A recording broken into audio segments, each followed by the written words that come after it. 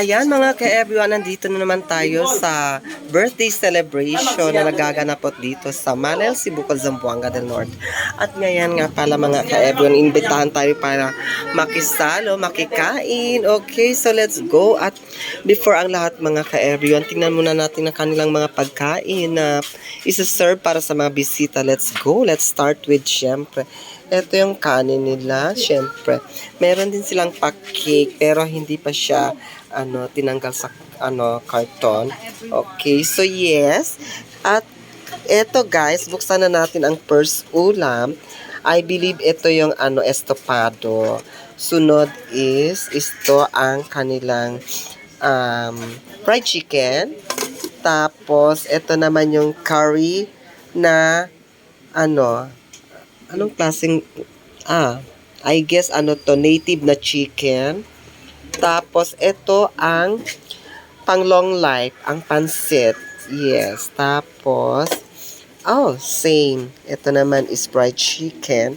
Tapos, ito is, ba to? Adobong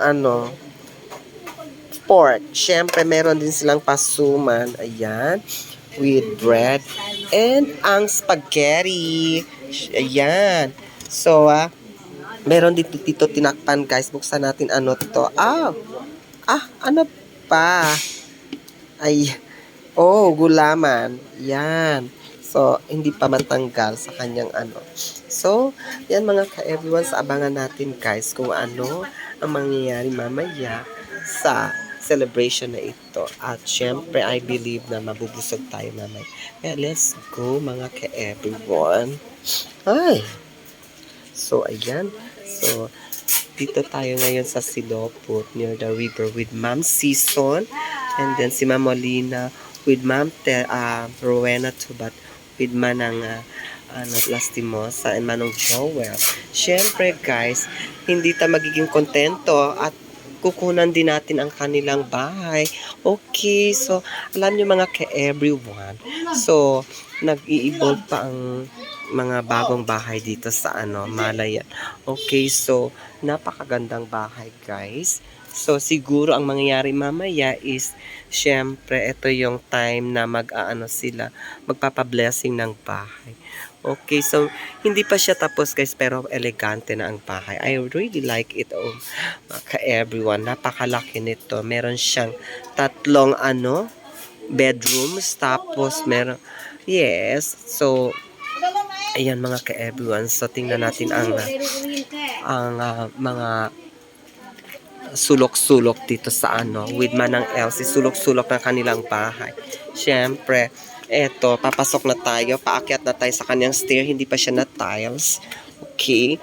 So, ayan, with Pastora and Pastor. Siyempre, yun ang donya. Yun ang may-ari. Okay. So, eto yung magiging nila, receiving area. At itong part with Pastora Vita. Yan. So, ito yung mga quarter. Medyo private, guys. Hindi na tayo papasok. 1, 2, 3. Ang dami. Mayaman talaga. Pag 3 kwarto na, syempre, mayaman na yan. At alam nyo ba, guys, very unique ang kanilang kusina kasi bago ka makakain, aakyat ka muna sa stair. O, diba? Unique. Parang iniiwasan nila na merong bisita na kakain sa kusina nila. Ayan. So, before tayo pupunta sa kusina, ito yung terrace nila. O, diba? Napakaluwag. Okay. So, overlooking sa river. Ayan. So, next is pupuntahan natin ang kanilang magiging kusina. Okay. So, ito yung magiging kusina nila. Yes, may trophy pad siya. So, hindi pa siya tapos ito yung CR. So, parang ang ginawa natin ngayon, guys, is anong tawag din? Minangita na mogogan. House tour, yes. Tapos, dito, guys, may pa-exit sila. Okay, so, papunta sa kusina nila na hindi rin patapos. Okay, so, ba't ganon pa man? Ayan, so, nagkalat pa ang kanilang mga gamit. Ayan, so, napakagandang bahay mga ka-everyone, napaka-unique. So, thank you so much. Ayan, so nakikita ko ang sarili ko. So, maraming salamat po mga ka-everyone. Once again, ito po si Rodrigo Mariano, proud Subano ng Barangay Malaya. Thank you so much.